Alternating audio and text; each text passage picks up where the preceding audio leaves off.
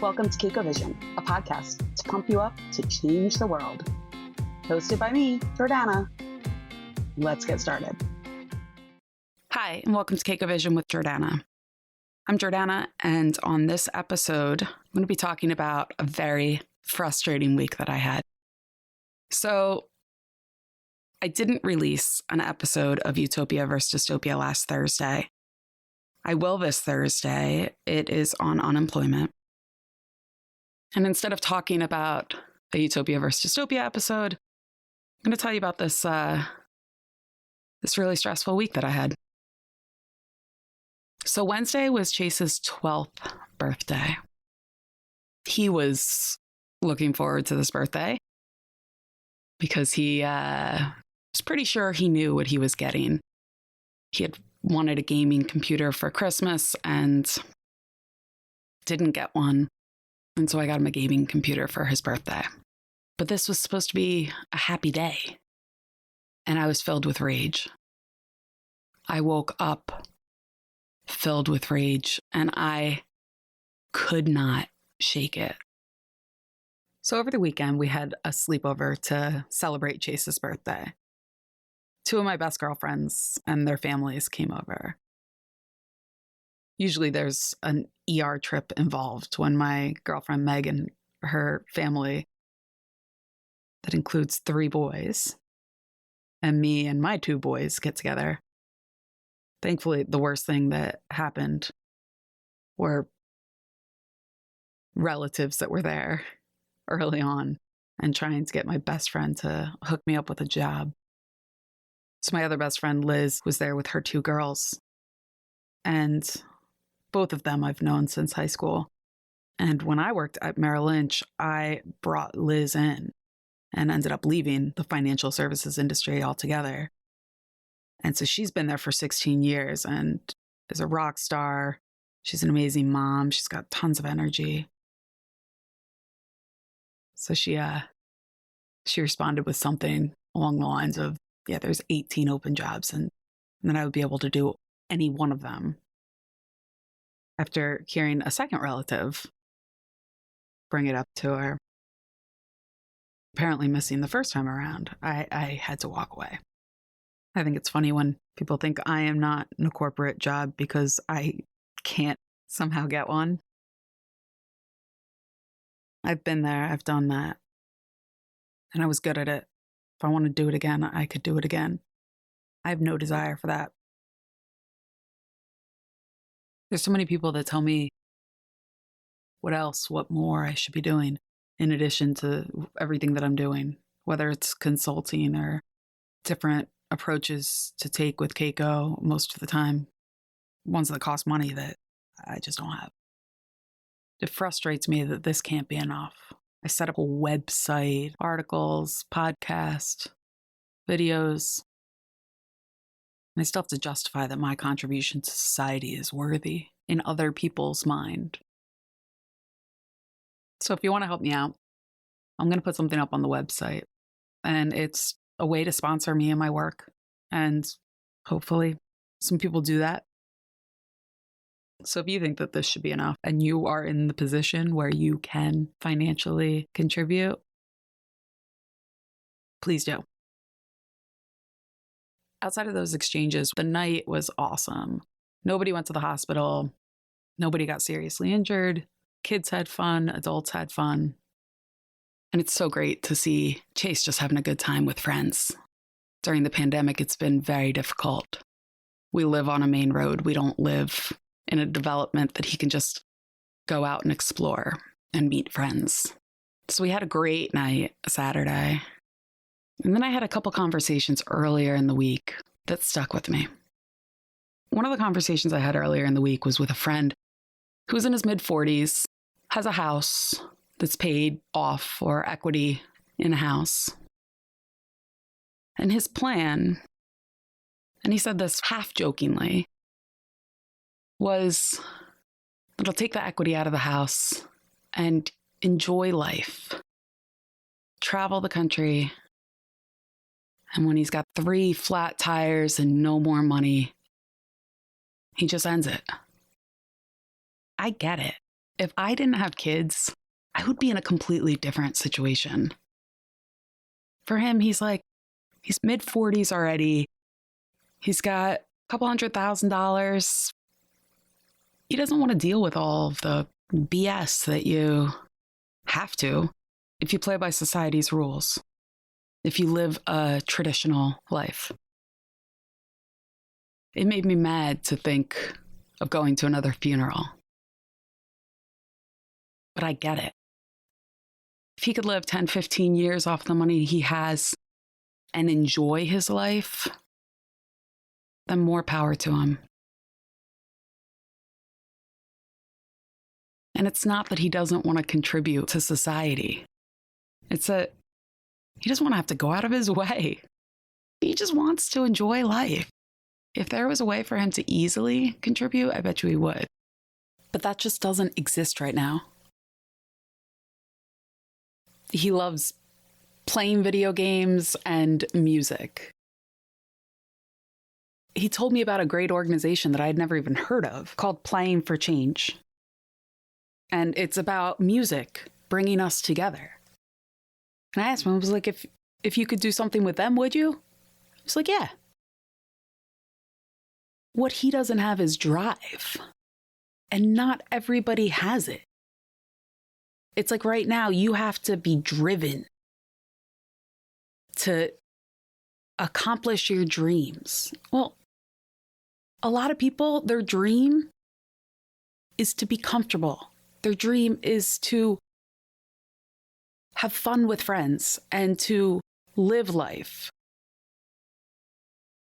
Their dream is not chasing the right job. We need to find a place for people like that. If we used the power of the tools available, we put all the heavy lifting on the tech and share the benefit of that in an equitable way, there is no reason why everybody can't live like that.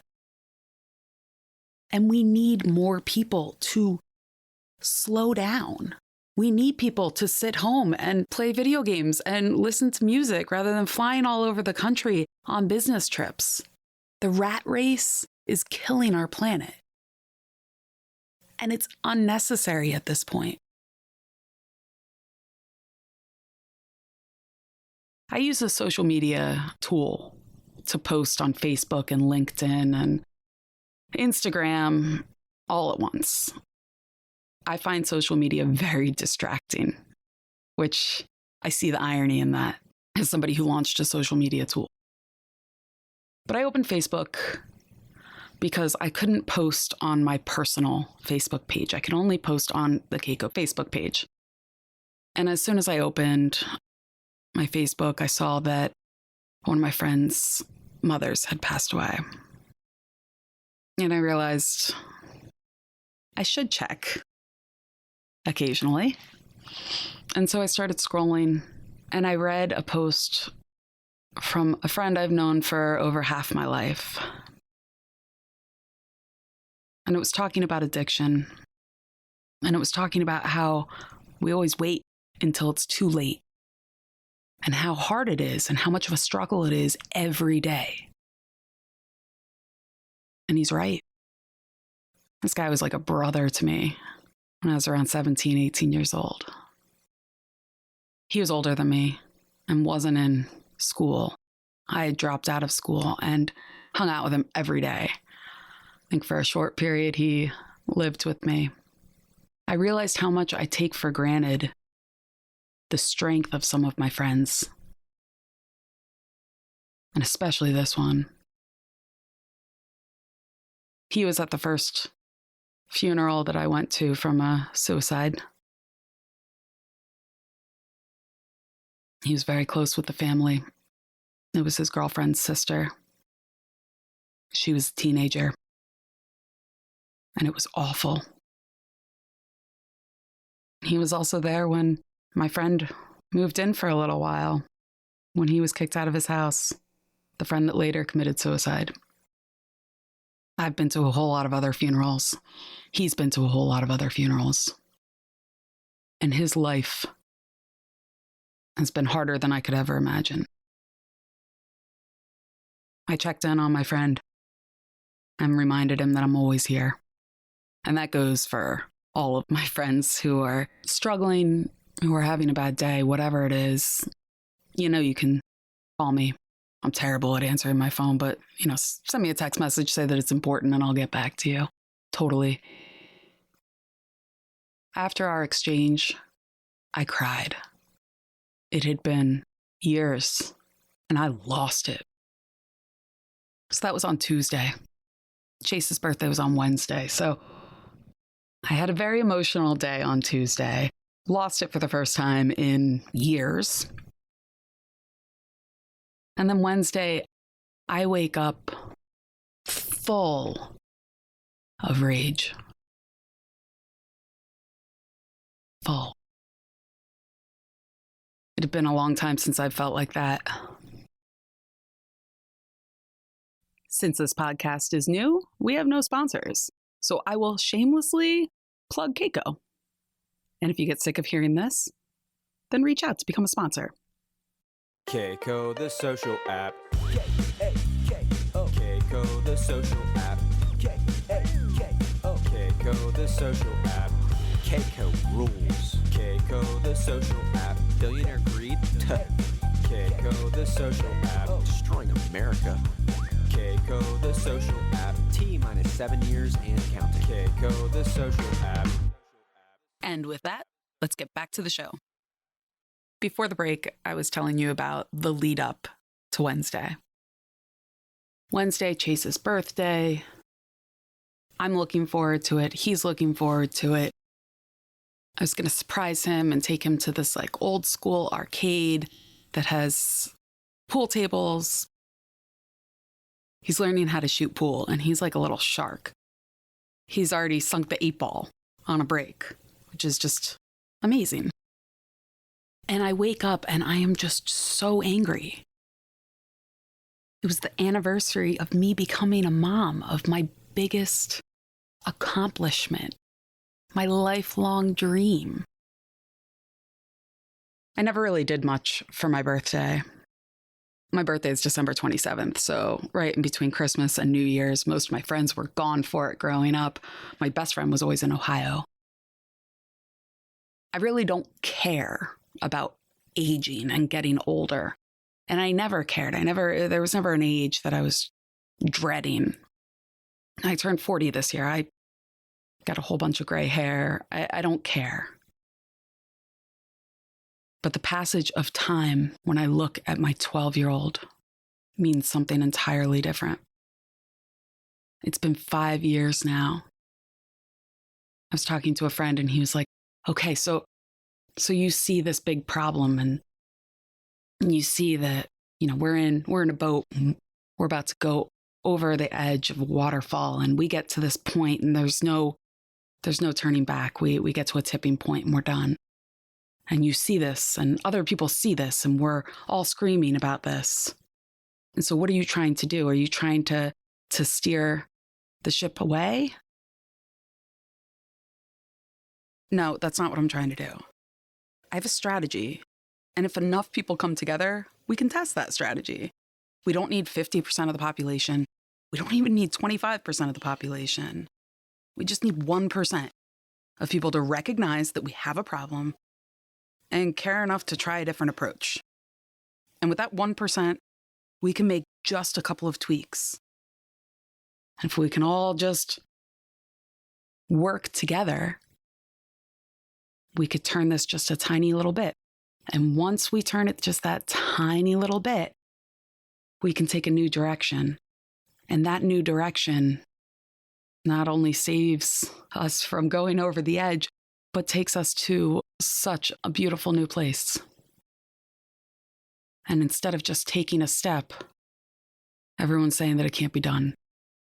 And most days I meditate, I take it with a grain of salt. I try not to let my emotions get to me.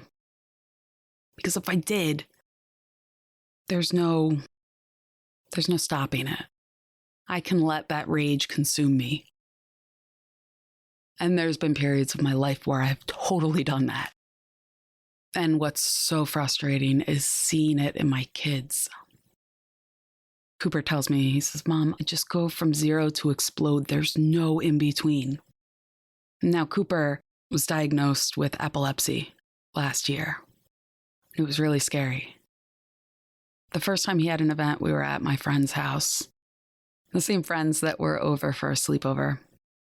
He was on a trampoline and just kind of went down. And the kids came over and was like, Cooper died. And he came back to life. So I go over and Cooper's laying on the trampoline, just kind of staring, not really reacting to my voice. And so I grab him, try to get him off the trampoline. His brother carries him all the way to the front yard. And Cooper's just snuggling in my arms and just out of it. And so I take him to the closest emergency center, which apparently didn't have any pediatricians on staff. So they basically judge whether or not it's an emergency and go to a hospital. The doctor evaluated him and said, I don't think it was a seizure, but take him to his pediatrician. So we take him to the pediatrician. They say the same thing. They didn't think it was a seizure, but take him to a pediatric neurologist, have him checked out. So take him to the pediatric neurologist who says the same thing. They don't think that this was a seizure. They thought it was something Vagavisa, something. The doctor equated it to when you're really hungover and about to throw up and can feel faint from that. So the pediatric neurologist says the same thing, but says we're going to get an EEG just to be sure. So Cooper goes for the testing. He does the tests. We're thinking everything's fine. The next week, we're waiting for the test results, and I get a phone call that Cooper has had a grand mal seizure in school. I live a mile away from the school. I was there before Cooper was loaded onto the ambulance. I was there as he was coming to and confused. When I was younger, I had the best dog. I've had amazing dogs my whole life, but Sonny was just amazing. Golden retriever. He was a runt.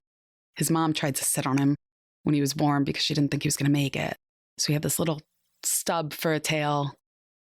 And he used to howl. He would sing along with us if we were singing. Just a great dog. But he had seizures.